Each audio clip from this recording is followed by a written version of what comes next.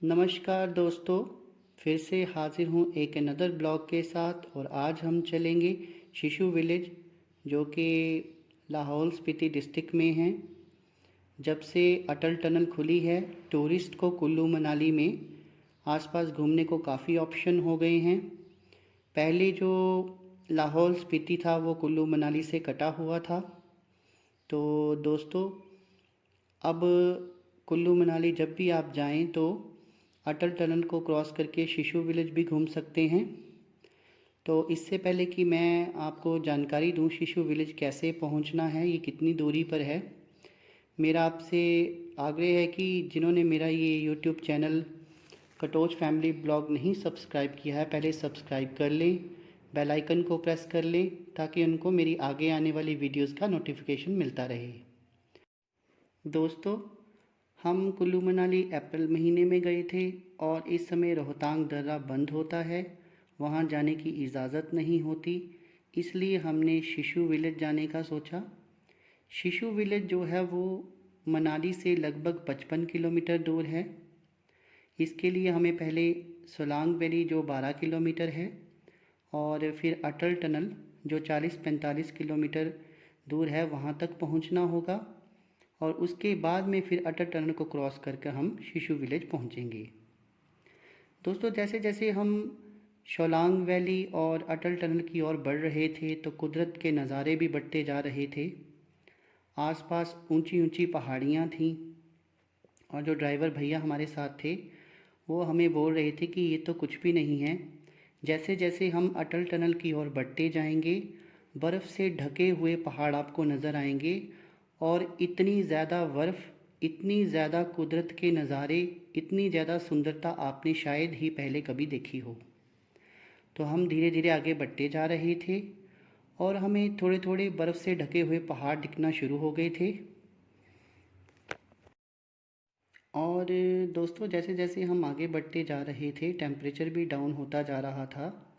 इसलिए हमने पीछे ही जो बर्फ़ में क्लोथ्स डालते हैं वो ले लिए थे। वो लगभग हमें 1000 रुपये के पड़े, जिसमें 2 छोटे बच्चों के और 2 एडल्ट्स के थे। तो दोस्तों, कुदरत का मज़ा लेना, उसके नज़ारे देखना एक अलग बात होती है, लेकिन अपनी हेल्थ जो है वो अलग बात है। तो पहले हमने हेल्थ सेफ्टी पर्पज़ से वार्म क्लोथ्स डाले और फिर हम अटल टनल की ओर निकल पड़े।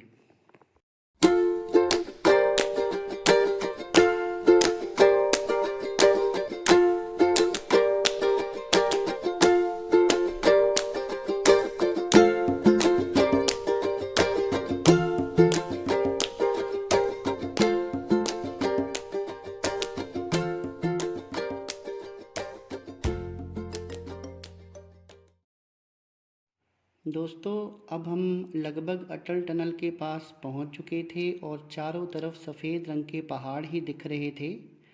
ये हमारी किस्मत अच्छी थी कि जब हम अटल टनल के आसपास पहुंचे तो लाइव स्नोफॉल भी बोल रहे थे कि ऊपर हो रही है और साथ में बहुत ज़्यादा बर्फ़ गिरी हुई थी। तो इस तरह के नज़ारे सबकी किस्मत में नहीं होते देखना। तो धीरे धीरे हम अटल टनल के पास पहुंच गए और यहाँ आकर तो एक अलग ही दुनिया लग रही थी कि जैसे हम अलग ही दुनिया में आ गए हैं। बहुत ही ज़्यादा बर्फ़ गिरी हुई थी चारों तरफ, लगभग 9 से 10 इंच बर्फ़ गिरी होगी।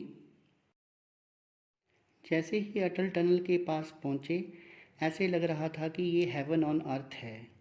और हेवन ऑन अर्थ के साथ साथ टूरिस्ट का रश भी बहुत था दोस्तों।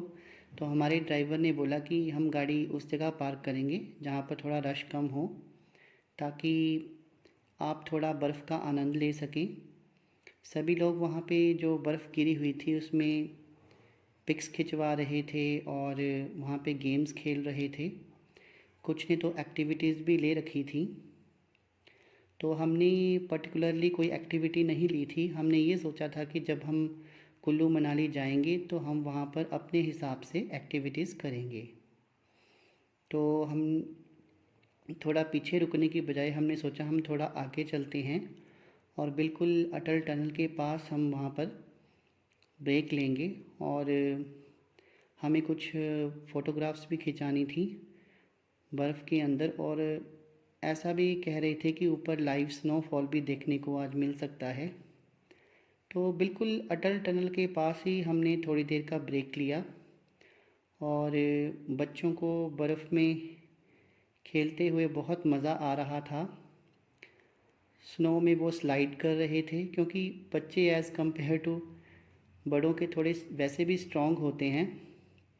तो मेरी थोड़ी हेल्थ ठीक नहीं थी, तो मैं भी बर्फ़ में गया, पर मैं इतनी देर वहाँ पे नहीं ठहरा। तो लोग इस जन्नत का, जो कि धरती के ऊपर जन्नत आप कह सकते हैं, उसका मज़ा ले रहे थे। वो बर्फ़ में पिक्स खिंचा रहे थे, कुछ स्लाइड कर रहे थे, तो मैंने भी थोड़ा स्लाइडिंग करने की कोशिश की।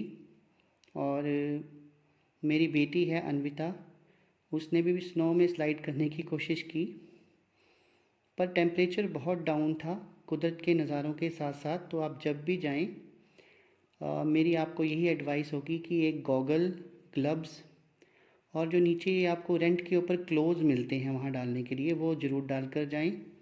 और रबर के शूज़ प्लस पैरों के लिए मोजे भी मिलते हैं, वो भी पहन लें, क्योंकि टेम्परेचर इतना डाउन होता है कि फ्रॉस्ट बाइट होने के चांसेस भी हो सकते हैं। तो हम वहाँ पे आधा पौना घंटा रुके और साथ में ही लाइव स्नोफॉल होने लगी। तो इस तरह की लाइव स्नोफॉल मैंने पहली बार देखी। बहुत मज़ा आ रहा था, लेकिन भैया ने बोला कि हमको अभी टनल क्रॉस करनी होगी, नहीं अगर ज़्यादा स्नोफॉल हो जाए तो कई बार पुलिस वाले जो हैं वो टनल को क्रॉस नहीं करने देते। तो हम टनल की ओर चल पड़े। हमने अपनी गाड़ी वहाँ पार्क की हुई थी। टनल पहुंचकर हमने वहाँ पर टनल के सामने कुछ पिक्स खिंचवाईं। फिर हम शिशु विलेज की ओर रवाना हो गए।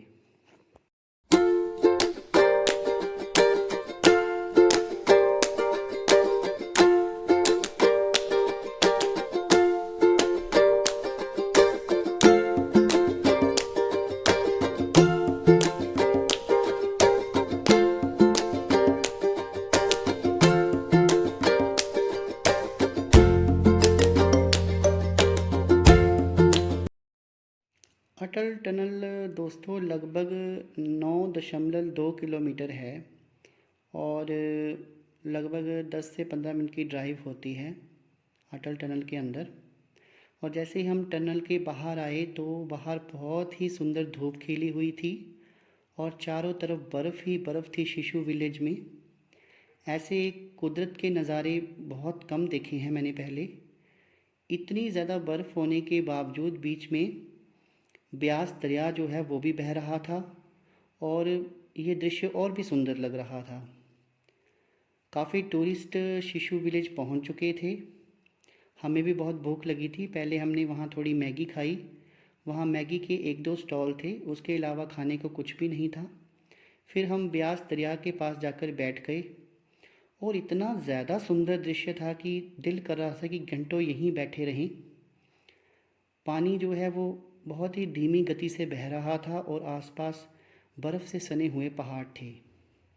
तो दोस्तों, जब कभी भी आप मनाली जाएं तो एक बार शिशु विलेज ज़रूर होकर आना, क्योंकि बहुत ही शांत जगह है। जब आप यहाँ पहुँचेंगे तो आपको मन करेगा कि हम यहाँ पर घंटों बैठे रहें। हालांकि टेम्परेचर काफ़ी डाउन था, -8 डिग्री के अबाउट बता रहे थे। ज़्यादा देर तो हम वहाँ नहीं रुक सकते थे, पर दिल कर रहा था कि सुबह से लेकर शाम तक यहीं बैठे रहें। बहुत ज़्यादा टूरिस्ट वहाँ पहुँचा हुआ था और कुछ वहाँ पर स्केटिंग कर रहे थे और स्नो में अनदर टाइप ऑफ एक्टिविटीज़ कर रहे थे। तो आज का ब्लॉग, तो दोस्तों, अटल टनल और शिशु विलेज के बारे में जो मेरा ये ब्लॉग है वो आपको कैसा लगा, कमेंट सेक्शन में कमेंट करके ज़रूर बताना। और मेरा ब्लॉग अगर आपको अच्छा लगा हो तो इसे लाइक कर देना और ज़्यादा से ज़्यादा शेयर कर देना। मेरी वीडियो को वॉच करने के लिए धन्यवाद। Good night friends.